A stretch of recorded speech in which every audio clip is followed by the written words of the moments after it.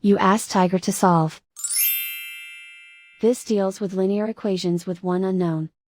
The final result is x equals 28/9. Let's solve it step by step. Simplify the expression. Group the coefficients.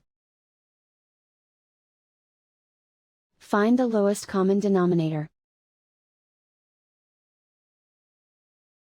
Multiply the denominators. Multiply the numerators. Combine the fractions. Combine the numerators.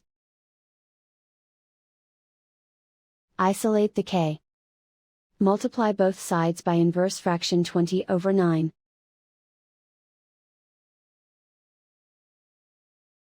Group like terms. Multiply the coefficients. Simplify the fraction.